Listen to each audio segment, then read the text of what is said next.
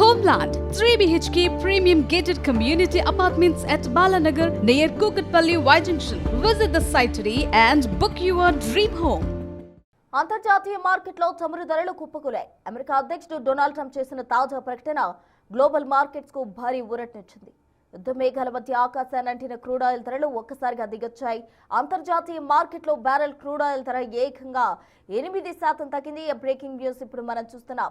నిన్నటి వరకు $117 ఉన్న బ్యారెల్ ధర ట్రంప్ ప్రకటనతో నేడు $103 వద్దకు చేరుకుంది. చమురు ధరలు తగ్గడం వల్ల భారత్ సహా అనేక దేశాల్లో ద్రవ్యోల్బణం తగ్గే అవకాశం ఉందని ఆర్థిక నిపుణులు విశ్లేషిస్తున్నారు. ఇరాన్ అమెరికా ఉద్రిక్తతలు పూర్తిగా సద్దుమణిగితే క్రూడ్ ఆయిల్ ధరలు $100 కంటే కిందికి వచ్చే అవకాశం ఉందని తెలుస్తోంది. దీనివల్ల సామాన్యుడిపై పెట్రోల్ భారం తగ్గే సూచనలు కనిపిస్తున్నాయి.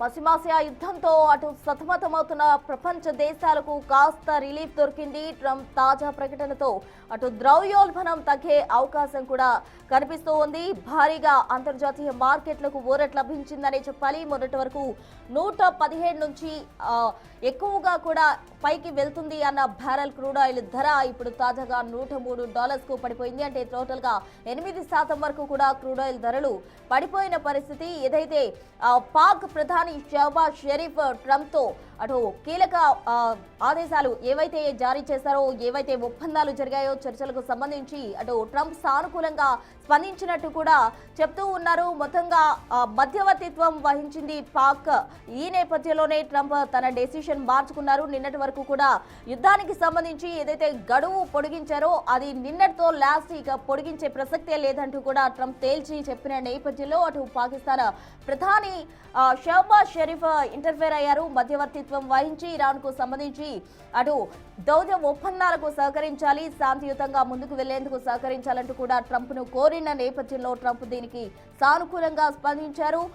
కాల్పుల విరమణకు సంబంధించి ఆయన చాలా సానుకూలంగా రియాక్ట్ అయ్యారు. మరోవైపు ఇరాన్ ను కూడా అటు పాక్ కోరిన నేపథ్యంలో హర్ముజ్ జలసంధికి సంబంధించి 2 వారాల పాటు కూడా ఆంక్షలు ఎత్తివేస్తున్నట్టు అటు ఇరాన్ కూడా ప్రకటించిన పరిస్థితి. నిన్నటి వరకు కూడా యుద్ధ వాతావరణం చాలా హోరాహోరీగా జరిగిందనే చెప్పాలి. పశ్చిమాసియా అంతా కూడా అట్టుడికిపోయిందనే చెప్పాలి. ట్రంప్ ప్రకటనతో ఇప్పుడు తాజాగా గ్లోబల్ మార్కెట్లకు భారీ ఊరట లభించింది. క్రూడ్ ఆయిల్ ధరలు భారీగా పడిపోయాయి. 8% వరకు కూడా క్రూడ్ ఆయిల్ ధరలు దిగొచ్చిన పరిస్థితి. ఇది మార్కెట్స్ కు భారీ ఊరట అనే చెప్పాలి. మొత్తంగా మొన్నటి వరకు కూడా ప్రపంచ దేశాలు ఈ క్రూడ్ ఆయిల్ ధర ఏదైతే ఎక్కువగా పైకి ఎగబాగుతూ ఉందో దానికి సంబంధించి సతమతమవుతున్న నేపథ్యంలో ఇప్పుడు కాస్త రిలీఫ్ దొరికిందనే చెప్పాలి. మరి ట్రంప్ తీసుకున్న ఈ డెసిషన్ తో క్రూడ్ ఆయిల్ ధరలు భారీగా పడిపోయాయి. ఇంకా ముందు 100కి దిగువకు వచ్చే ఛాన్సెస్ ఉన్నాయి అంటూ కూడా ఎక్స్పర్ట్స్ చెప్తూ ఉన్నారు. మరి ట్రంప్ ఈ డెసిషన్ కంటిన్యూ చేస్తే గనక క్రూడ్ ఆయిల్ ధరలు ఇంకా కిందికి వచ్చే అవకాశం ఉంది. లేదు తన డెసిషన్ మార్చుకుంటే గనక మార్పులు చేర్పులు అయితే తదుపరి పరిణామాలు ఏ విధంగా ఉంటాయో వేచి చూడాల్సిందే.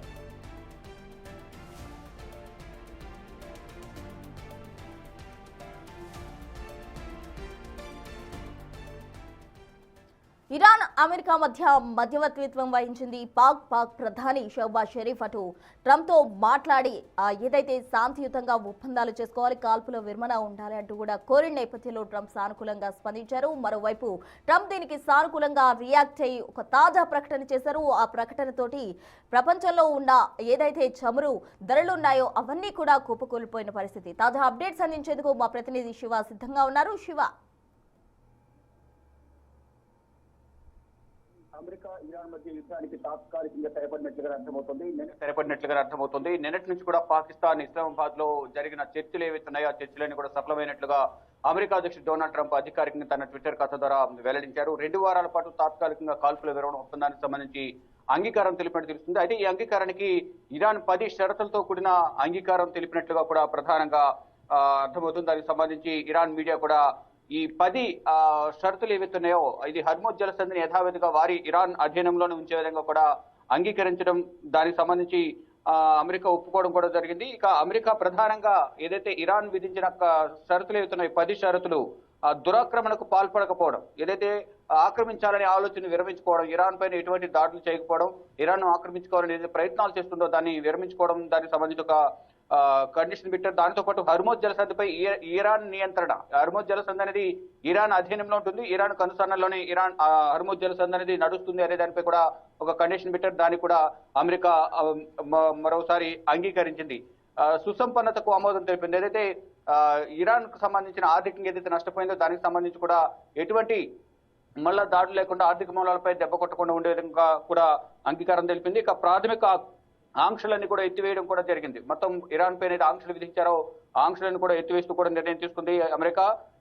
మొత్తం దానితో పాటు ద్వితీయ ఆంక్షలు ఏవైతున్నాయో అవి కూడా ఇటు హర్మజ్ జలసంధి వద్ద కొన్ని ఆంక్షలు విధించిన నేపథ్యంలో వాటన్నిటికి సంబంధించి కూడా ఆంక్షలు ఎత్తివేశారు. ఐక్యరాజ్య సమితి భద్రతా మండలి తీర్మానాలన్నింటినీ కూడా రద్దు చేశారు. ఇటు ఇరాన్ పైన ఐక్యరాజ్య సమితి తీర్మానాలు ఏవైతున్నాయో అవన్నీ కూడా రద్దు చేయాలని కూడా ఒక కండిషన్ పెట్టిన నేపథ్యంలో దాన్ని కూడా అంగీకరించారు.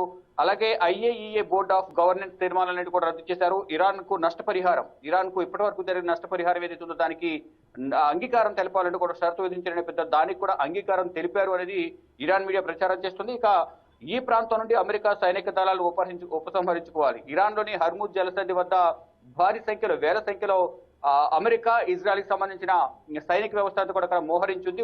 వాటన్నింటినీ కూడా వెనక్కి పిలిపించుకోవాలనేది ప్రధానంగా ఇరాన్ ఒక డిమాండ్ పెట్టిన నేపథ్యంలో దాన్ని కూడా అంగీకరించినట్టు తెలుస్తుంది. దాంతోపాటు లెబనాన్ లోని ఇస్లామిక్ ప్రతిఘటనపై పోరాటంతో సహా అన్ని రంగాల్లో శత్రుత్వాన్ని అంతం చేయడానికి సంబంధించిన అంశాలపై కూడా ప్రధానంగా ఇద్దరి మధ్య చర్చలు జరిగినట్టు తెలుస్తుంది. ఈ చర్చలన్నీ కూడా రాత్రి ఇస్లామాబాద్ లో పాక్ వేదికగా జరిగినట్టు, దానికి పాకిస్తాన్ ప్రధానమంత్రి షహబాజ్ షరీఫ్ అలాగే ఈ పాకిస్తాన్ సంబంధించిన ఆర్మీ చీఫ్ కూడా దీనిలో పాల్గొని చర్చలను కొనసాగించినట్లుగా, దీనికి సంబంధించిన చర్చలు అనేవి పాకిస్తాన్ కొనసాగించింది, మధ్యవర్తిత్వం వహించింది అనేది కూడా ట్రంప్ తన ట్విట్టర్ ఖాతా ద్వారా వెల్లడించారు. మొత్తంగా చూసుకుంటే దాదాపు 30 రోజులకు పైగా, అంటే 6 వారాల వరకు కూడా ఈ యుద్ధం అనేది కొనసాగుతుంది. ఫిబ్రవరి 28న యుద్ధం ప్రారంభమైంది.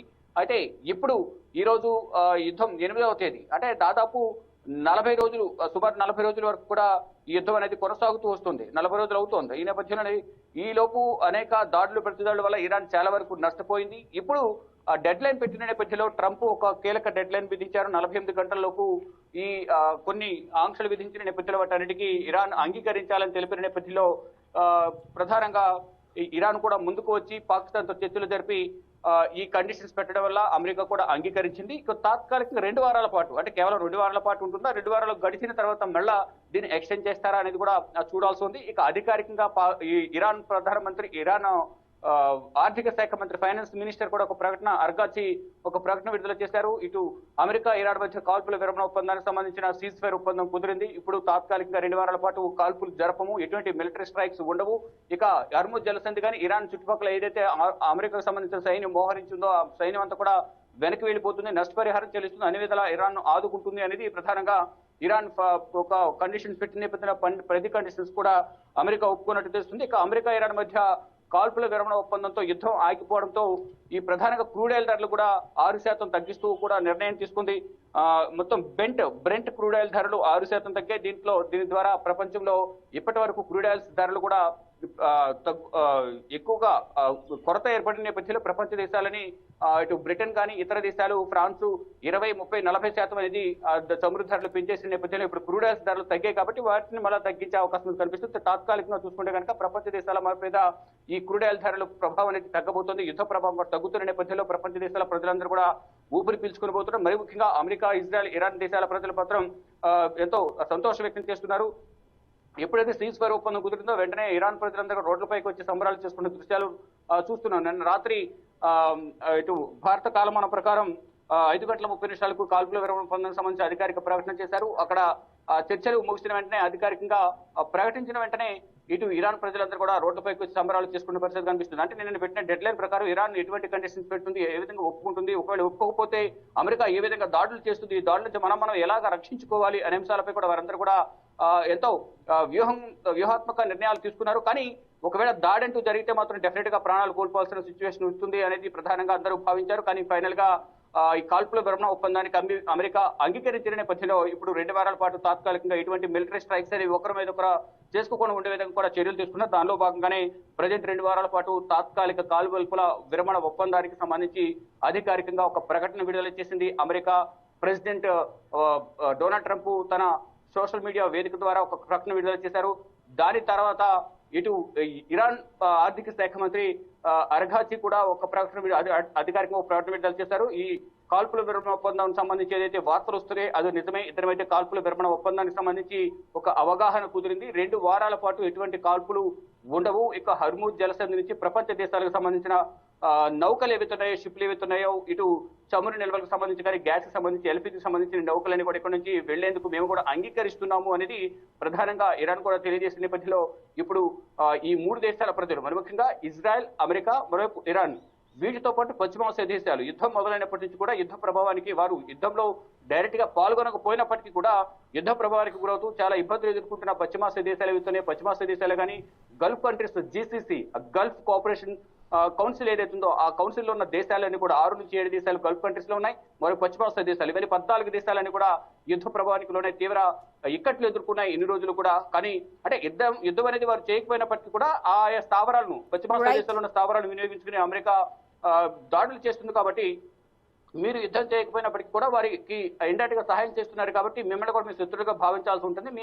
మీపై కూడా మేము దాడులు చేస్తామనేది ఇరాన్ మొదటి నుంచి చెప్తుంది. దానిలో భాగంగానే ఈ దాడులు, ప్రతిదాడులతో దాదాపు 40 రోజులుగా పశ్చిమాసియా దేశాలు అట్టుడుగుతున్నాయి. ఎట్టకేలకు 2 వారాల పాటు కాల్పుల విరమణ ఒప్పందానికి అంగీకరించిన నేపథ్యంలో దేశ ప్రజలంతా, ఇటు పశ్చిమాసియా కానీ ఇటు ఇజ్రాయెల్, అమెరికా, ఇరాన్ ప్రజలంతా కూడా శాంతియుత వాతావరణంలో 2 వారాల పాటు గడపబోతున్నట్లుగా కూడా తెలుస్తుంది. దానికి సంబంధించి ఇరాన్ ప్రజలందరూ కూడా రోడ్లపైకి వచ్చి సంబరాలు చేసుకుంటున్నారు. ఇక కాల్పుల విరమణ ఒప్పందంతో 6% క్రూడ్ ఆయిల్ ధరలు తగ్గడంతో ఇటు ప్రపంచవ్యాప్తంగా కూడా చమురు ధరలు తగ్గే అవకాశం అయితే ప్రధానంగా కనిపిస్తోంది. Prasuna. Right Shiva, thank you.